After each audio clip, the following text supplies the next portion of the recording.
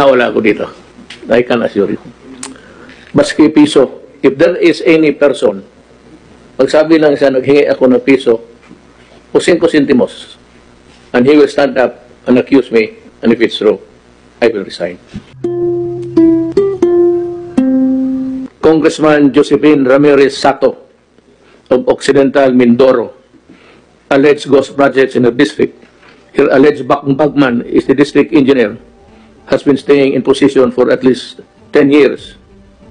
Secretary Mark issued an order for the transfer of the said district engineer, but until now, it has not been implemented due to the intervention of Congressman Sato. Well, the Secretary of DPWH is listening now, maybe. Somebody should relay the message. Na itong si district engineer, kung sino naman itong yawa na ito, you are relieved beginning tomorrow. You are listening.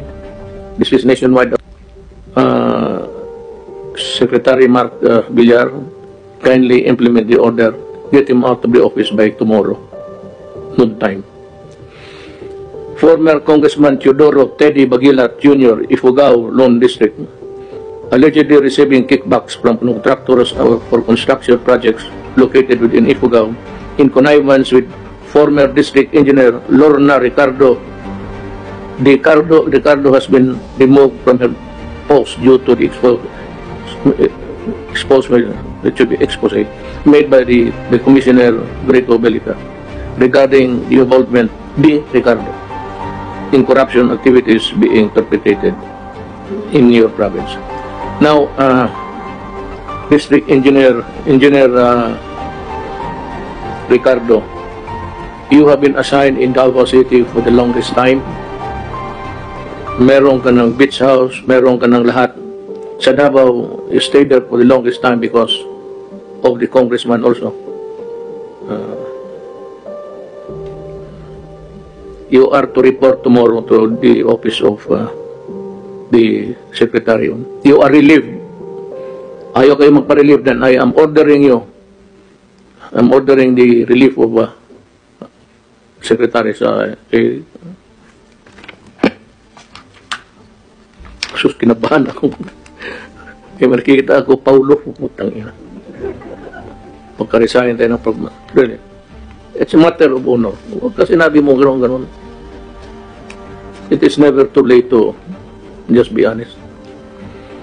Congressman Alfredo Paulo Vargas, 5th District of Quezon City, allegedly demands for one-time enrollment fee amounting 1 million in addition to the 10 and 12% SOP before the project can be awarded to the contractor. The Marlene Ingolio, District Engineer, pati si District Engineer, kayo pala sabi ko, sige ako basa dito, District Engineer pala itong yawa na ito, District Engineer Divinadera, Ramon Divinadera, pati Marlene. You are relieved and report to your secretary by tomorrow. Congressman Henry Huminal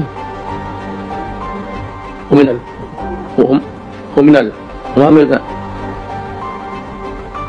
allegedly own a construction company, HSO Construction Corporation, its name, and has several construction projects in Misamis Occidental.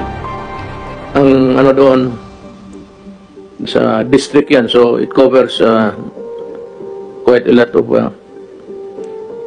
the District Engineer Ana Lee Manzano, Misamis Occidental, 1st District, 1st Engineering District, and District Engineer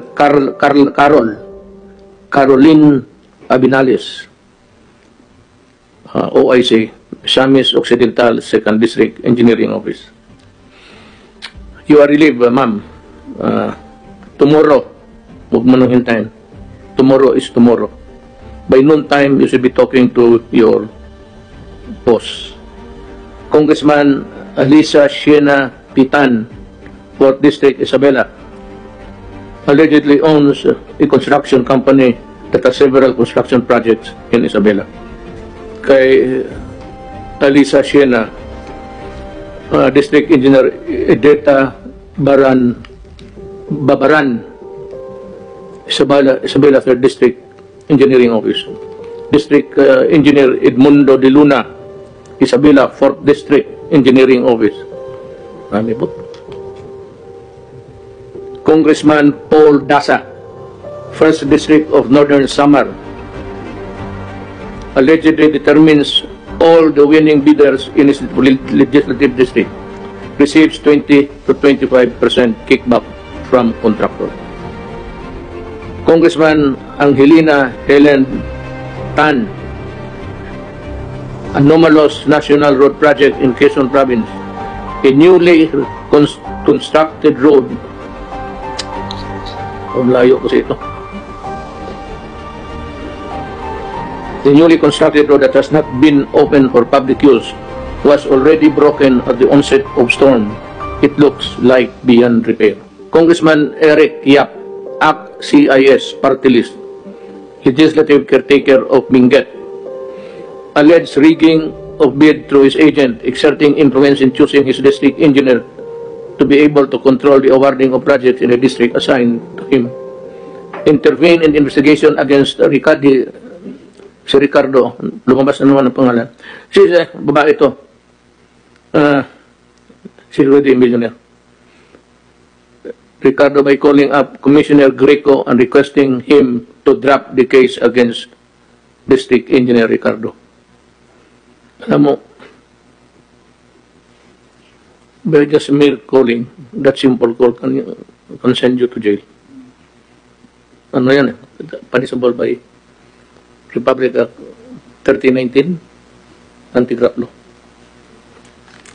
District Engineer Ireneo Galato, Benguet, 1st District Engineering Office. District Engineer Romelda A. Bagasan, Benguet Engineering Office. Congressman Geraldine Roman, 1st District Bataan, allegedly asking for 10% kickback for all DPWH projects in her district.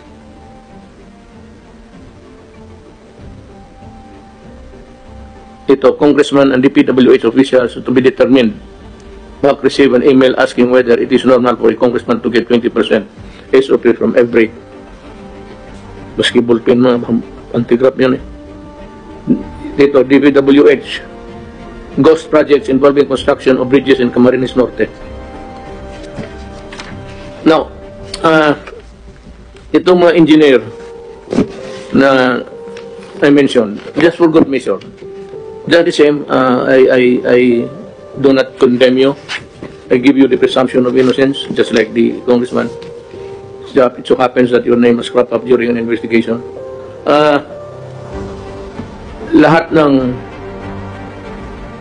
Now, I would like to ask Secretary Villar to give me the list of all district engineers and the districts they are assigned all over the country. I will reorganize the assignments. Ikutin ko kayong lahat. Kayo yung meron talagang kahit ito si Ricardo, I'll assign nyo to Basilan. Kasi pinaputok ng IIED yung mga sundalo ko doon, nasisira yung daan. Itong pangalan, yung invalidation, and that, ma-validate ko itong si Ricardo. May beach house ito, mansion, malaki. Kilala mo yun ba? Igsuon man niniguan. Susubrado. Ito, marami itong bilyonaryo na ito. Totoo lang. Kaya ako ang mag-reshuffle ko silang lahat. I-baliktarin ko tapos